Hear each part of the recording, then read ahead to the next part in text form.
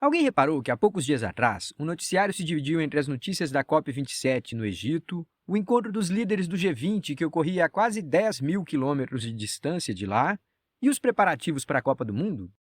Então, mesmo diante desse turbilhão todo, não seria o caso de avaliarmos qual foi, afinal, o saldo de avanços e frustrações dessa COP27? Olá, sejam bem-vindos! Eu sou o Luiz Maia e você está ouvindo A Síntese, a sua revista de podcasts internacionais com foco em tendências e cenários futuros, que é fruto da parceria entre o LID Pernambuco e a UFRPE. A cada semana, a gente reúne conteúdos que podem nos dar mais e melhores perspectivas sobre o que está por vir. E ao final de cada episódio, tem sempre aquelas dicas de podcasts que podem interessar a grupos mais específicos. Bora começar? Vamos embora!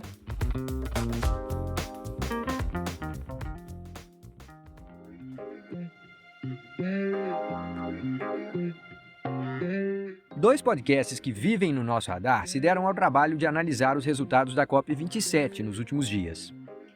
Estamos falando do episódio Damage Collateral, do podcast britânico The Intelligence, e o provocativo episódio The Case Against Climate Reparations, do podcast What Next, associado à revista americana Slate. Desde o período lá de preparativos para a COP27, nós até falamos aqui, você deve se lembrar, havia uma expectativa muito grande em relação ao tema Loss and Damage, em que os países desenvolvidos seriam pressionados a assumir responsabilidades financeiras pelos prejuízos causados aos países mais vulneráveis às mudanças climáticas. O aspecto moral dessa questão costuma ser colocada de forma bem simples e direta. Os principais beneficiários da Revolução Industrial foram os responsáveis por emitir a maior parte do CO2 que tem provocado as mudanças climáticas. Daí parece injusto distribuir por todos a conta de se evitar um cenário ainda pior, ou mesmo de nos adaptarmos para secas e enchentes que já estão, digamos, contratadas. O especialista ouvido pelo What Next revelou que a discussão é menos trivial do que parece.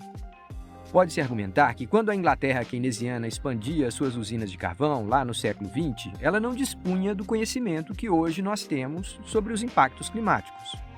Daí, os países em desenvolvimento não poderiam se eximir de responsabilidade nesse momento, numa espécie de argumento do tipo quem teve o bebê que embala a criança. Outro ponto lembrado foi o uso intensivo de carvão nos dias de hoje, mesmo com toda a informação que se tem pela China e a Índia, com destaque até para o esforço desses países na COP26, no sentido de trocar o termo eliminar por reduzir nas declarações sobre o uso de carvão como fonte de energia. Bom, mas se essa queda de braço moral não parece nos levar a canto algum, quais foram os resultados práticos da COP27? O que é que se pode tirar desse evento em termos de tendências e cenários futuros?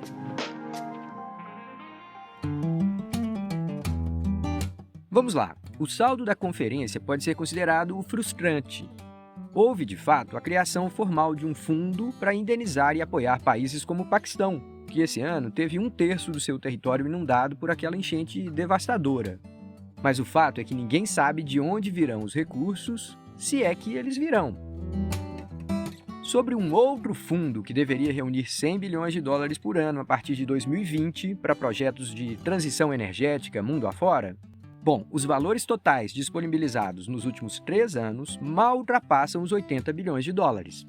E ainda existe muita dúvida sobre os mecanismos pelos quais esses recursos chegariam aonde devem chegar. Há projetos interessantes em estágio inicial, como, por exemplo, o descomissionamento de usinas a carvão na Indonésia em favor de fontes renováveis. Seja como for, os movimentos mais promissores vistos na COP27 vieram de alianças entre governos e empresas multinacionais e de anúncios realizados por grandes organizações filantrópicas, como a Rockefeller Foundation e a Gates Foundation. Seriam, nesses casos, bilhões de dólares destinados ao desenvolvimento de variedades genéticas de alimentos mais resistentes às mudanças climáticas, naquela linha de adaptação para o que está por vir. Sim, vale ainda registrar, o retorno de Lula e uma provável mudança no papel do Brasil entre os países em desenvolvimento foi considerado um ponto de destaque por outros podcasts, como o Global New Podcast, da BBC. Mas como o presidente eleito participou como convidado, já que não representava o país ainda oficialmente, A expectativa é que o Brasil tenha mais a contribuir com as próximas edições da conferência. Talvez até com a COP sendo realizada numa capital amazônica, o que seria uma grande oportunidade para as empresas brasileiras que já vêm fazendo o dever de casa, né?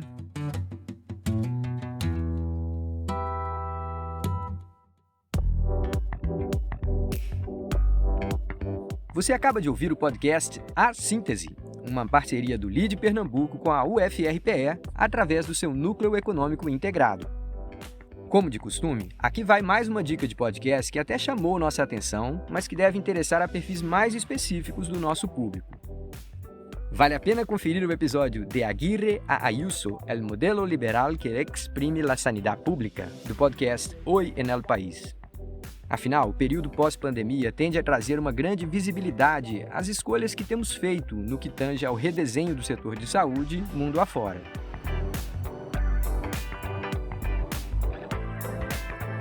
Sim, não custa lembrar. A Síntese busca promover o diálogo e a reflexão com base em conteúdos originalmente publicados em inglês, francês e espanhol. Daí, as nossas interpretações podem conter pequenas imprecisões aqui e ali e não devem ser tomadas como recomendações de investimento. Fique ligado e compartilhe!